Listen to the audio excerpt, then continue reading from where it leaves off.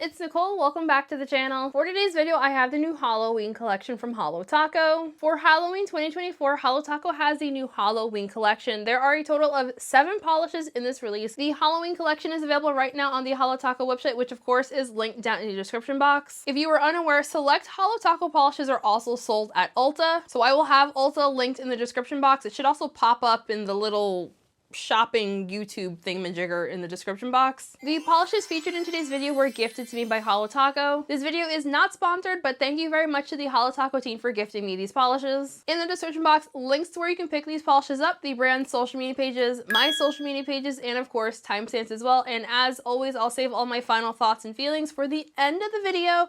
Let's get into this one.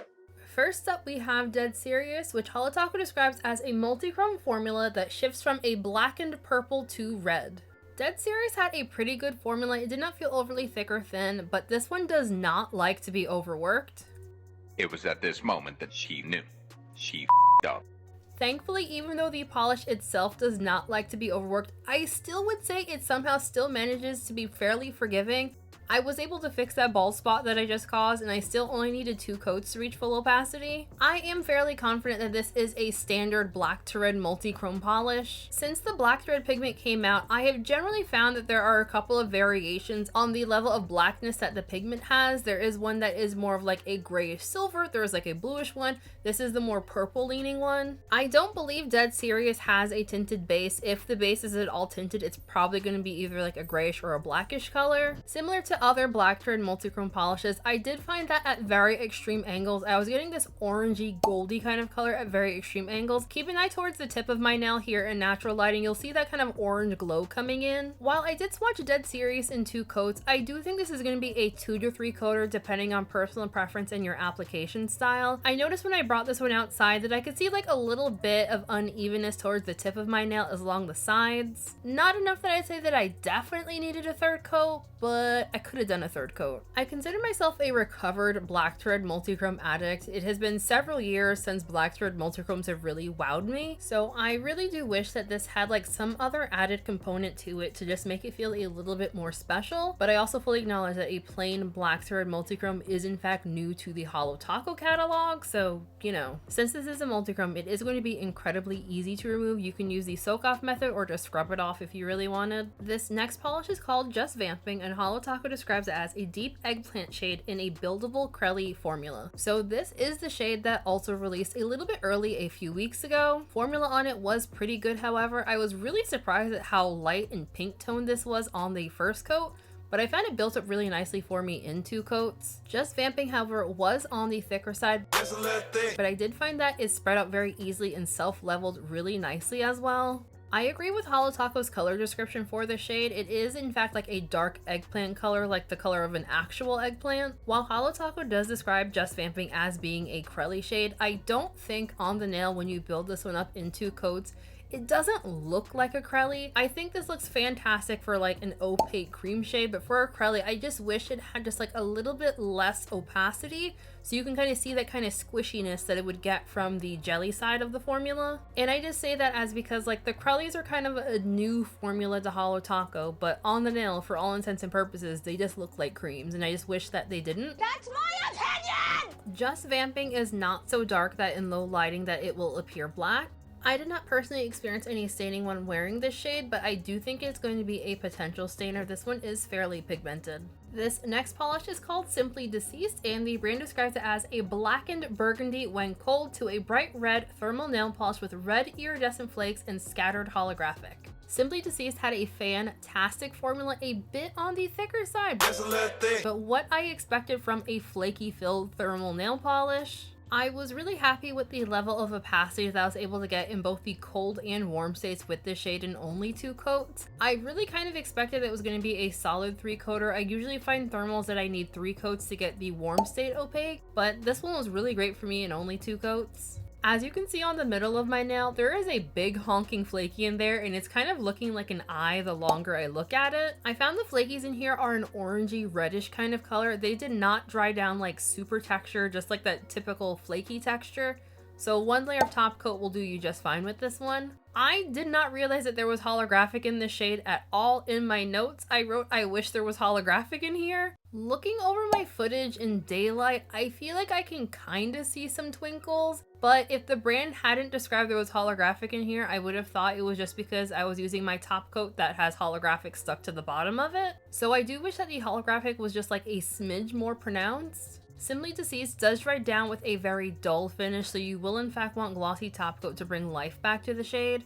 Removal is not going to be the most difficult thing ever, but the flakies for sure will give you a little bit of removal troubles. I did notice that when I was removing this polish that I did have to go back and do a couple of extra wipes with acetone to get all the red pigment off of my finger, so I will definitely say that this is likely going to be a stainer. I would recommend the soak off method for removal for this shade, but you could scrub it off if you were really committed. This next polish is called So Toxic, and the brand describes it as a bright plasma green Crelly formula. In case you could not tell by what you're seeing on screen as well as the brand's description, this is a bright neon green, like slime green Crelly polish. Formula wise, I did not enjoy application for this polish one bit. Thanks, I hate it. It was for sure on the thicker side, and I found it did not self-level very great. I found no matter how carefully I applied the polish, there was just a lot of unevenness. Because I was really struggling with application on those first two coats, I did opt to add nail polish thinner on the third coat, and I will say that the addition of the thinner did make application on this one quite a bit better. It was honestly really bothering me how much I didn't like application for this shade, so after I did my swatches for this release, I actually went back and re-swatched this one to see if the issues that I was having was because I paint my nails looking at a monitor screen for live swatches, so I just wanted to verify that the issues I was having wasn't because I was staring at a screen while swatching.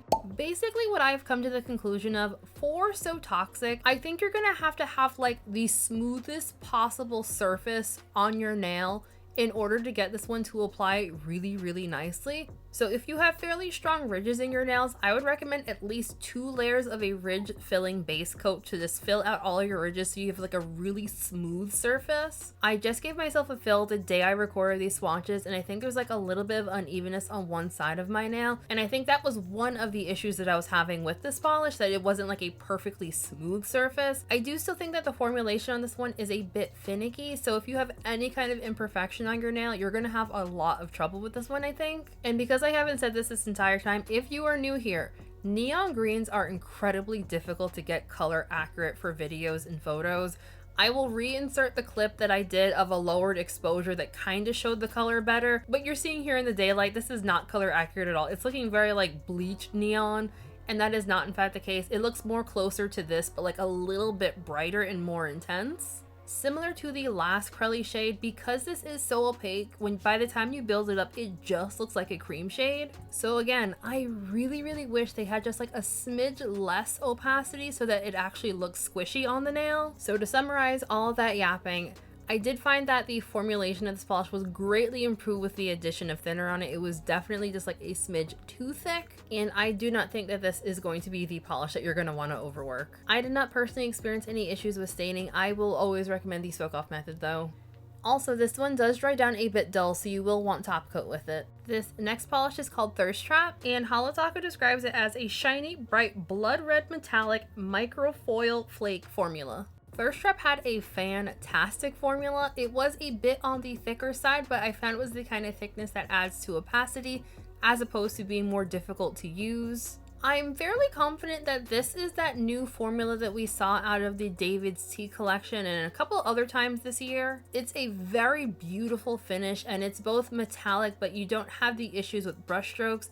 And the tone of red is that kind of bright blood red shade that you see in like cartoons, but not necessarily like true to the color of blood. I found the overall color of this is not so dark in tone that it screams Halloween or fall. I think this could for sure be used for various like red manicures all year round. While the polish itself looks like it has a texture to it, I did find this dried down relatively smooth and flat. Removal, however, will be fairly messy if you choose to scrub this one off, just because those little foily, flaky bits are for sure going to get all over the place.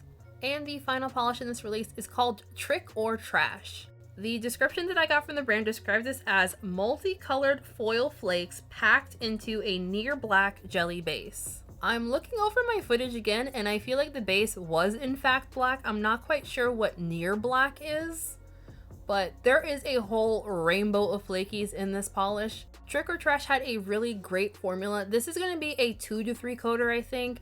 I was initially really happy with how this looked in 2 coats, but I decided to see what it would look like in 3 because I did have just like a smidge of visible nail line, and I was just really curious to see how the flakies would build up in 3 coats.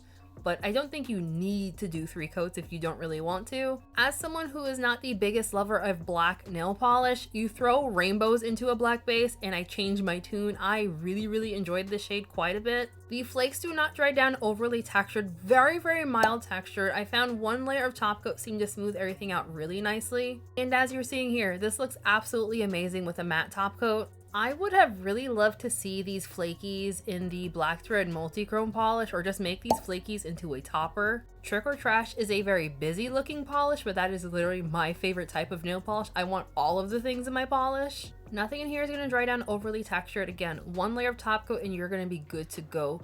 Removal is not going to be overly difficult, but it for sure will be on the more messy side. I would recommend the soak off method just to save yourself the mess. Alongside the Holoween collection, we also have a new glow in the dark topper. This one is called Aqua Glow in the Dark Taco, and Holo Taco describes it as a topper that glows aqua blue in the dark. Aqua Glow in the Dark Taco has a tongue twister of a name, but it also had a pretty good formula. Glow in the Dark Taco is the best glow in the dark topper that I've ever personally experienced, so this one had a lot to live up to. I did find that this charged up just as easily in a variety of lightings as Glow in the Dark Taco.